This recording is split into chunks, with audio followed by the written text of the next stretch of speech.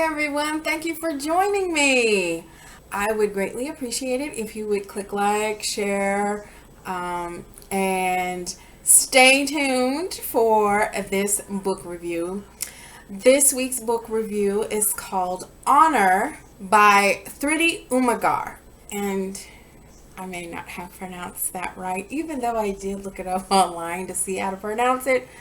I still might have pronounced that wrong, so I do apologize if I did so. But this is the book cover, and I thought that was kind of interesting. I was like, what is that about? Okay, so let's get into this. The book involves a woman named Smita. And Smita's friend Shannon obtained a physical injury and was hospitalized. Smita thought she was cutting her vacation short and going to India to support her injured friend. Smita was surprised that her requested presence was not for being a supportive friend, but as a professional journalist. Shannon wanted Smita to take over a story she had been working on and write the next piece of it. Smita left India when she was 14 years old and didn't have sights on returning at all. Smita became a journalist and traveled all over the world, but had great reservations about returning to her homeland, India.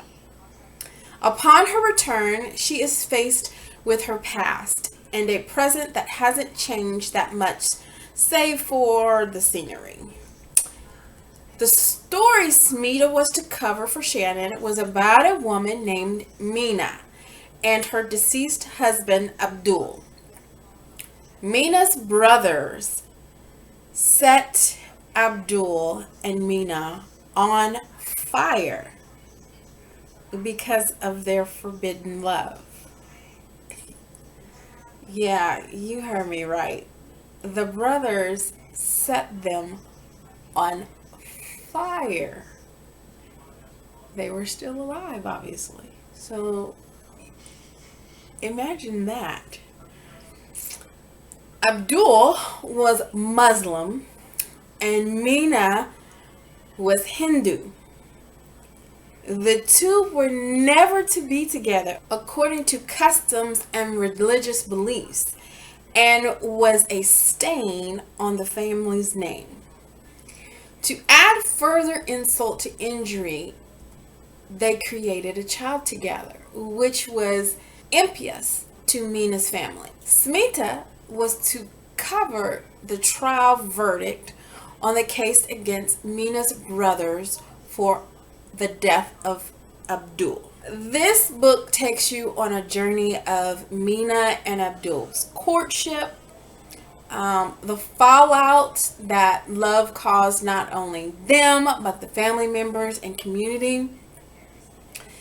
It gives a glimpse of the justice system in this country. Now, again, I didn't research it to find out if this is really what, their court system is like or not.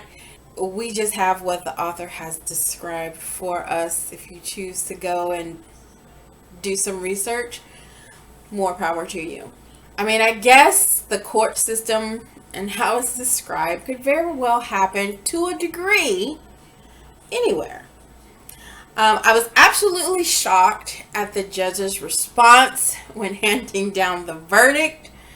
I mean, who would think a judge in this position of power and influence would speak that way openly in court without any repercussions?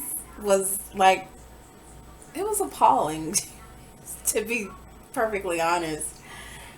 When I just couldn't believe it. I was like, he said what? In court? Like, for everybody to hear?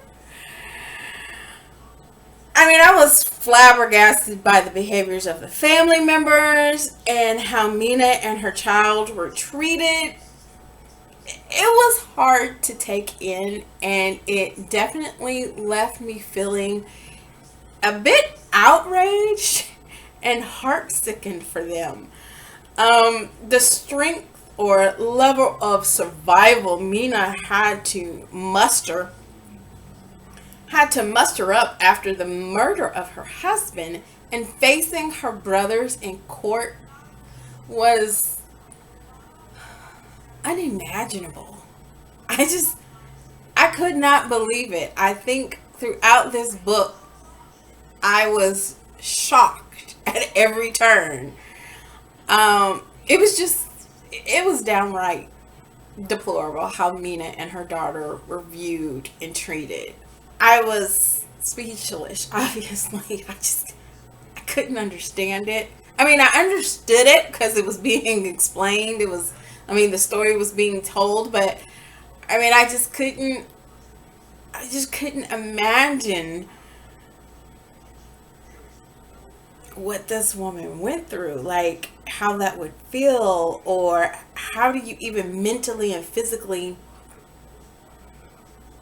go through something like that and not be absolutely cuckoo for Cocoa Puffs. I don't know. I don't know. Smita went through a process of remembering and revealing what she and her family went through as a child.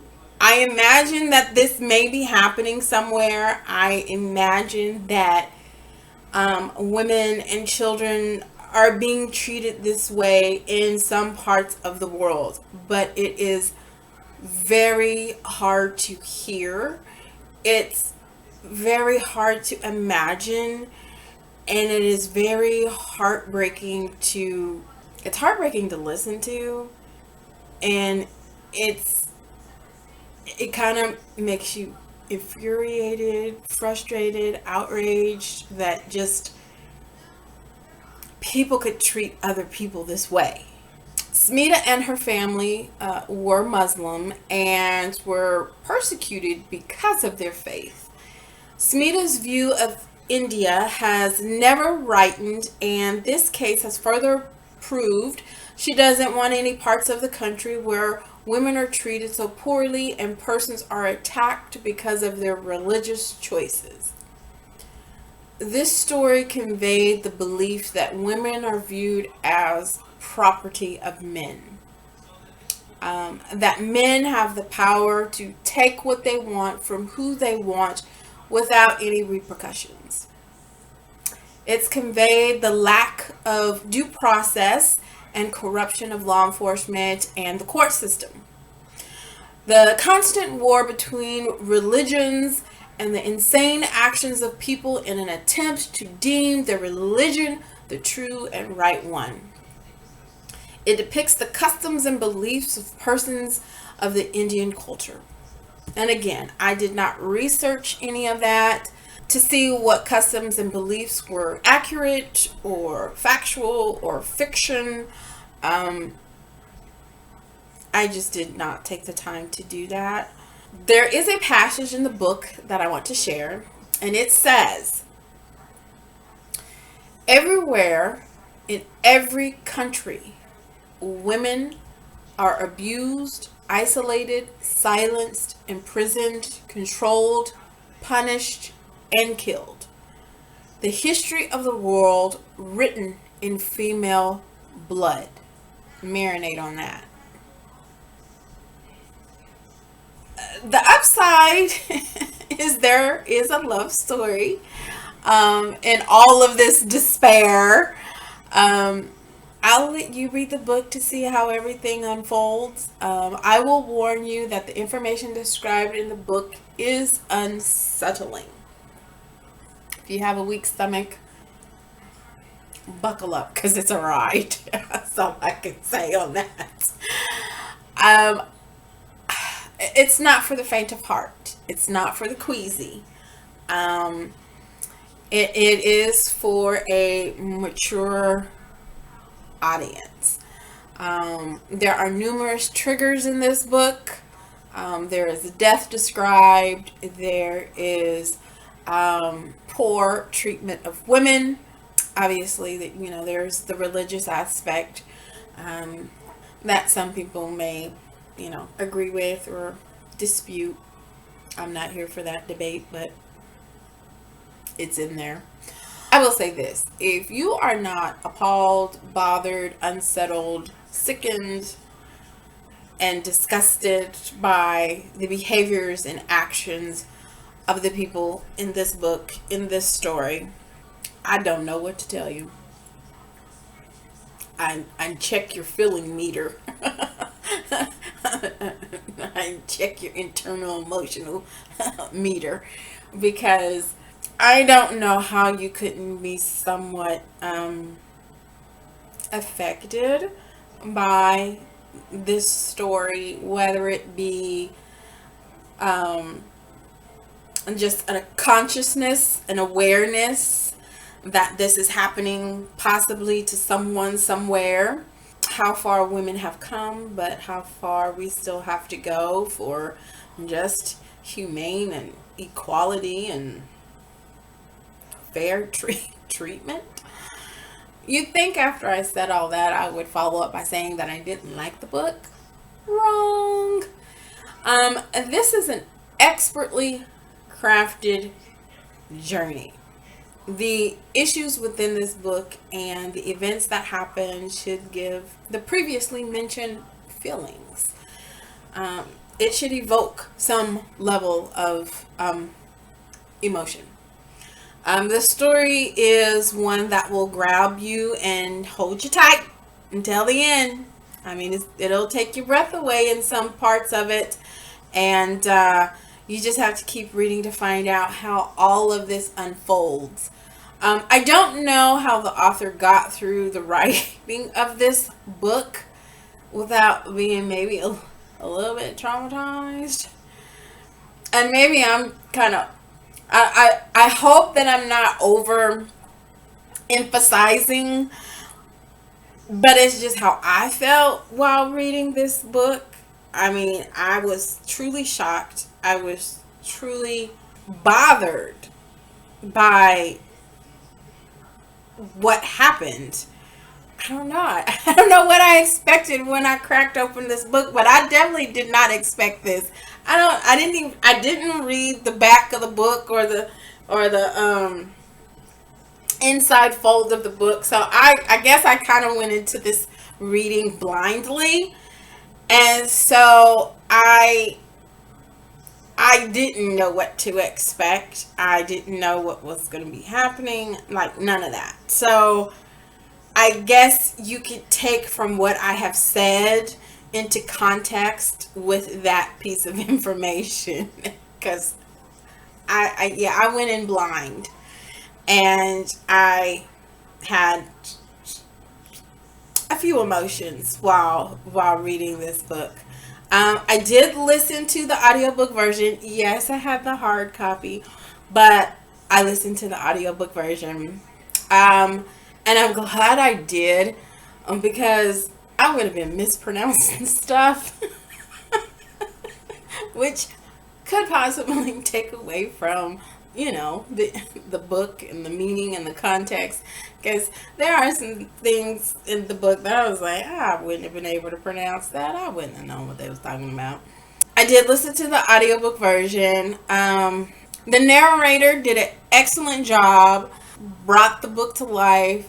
I believe I completed the book because I read it in audiobook form. I give major accolades to the author for writing this story. I would imagine it was no small feat. The poem or letter was a tearjerker. There was no discussion questions provided, which I wish there had been. The book could bring up some good discussions.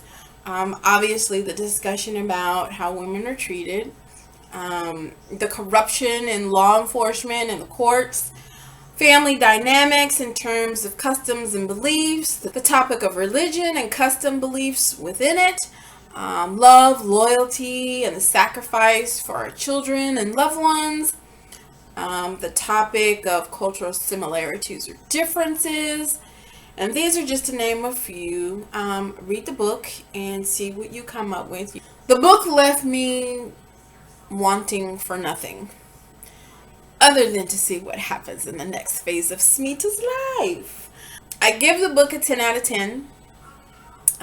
Subscribe, click like, share, tell a friend.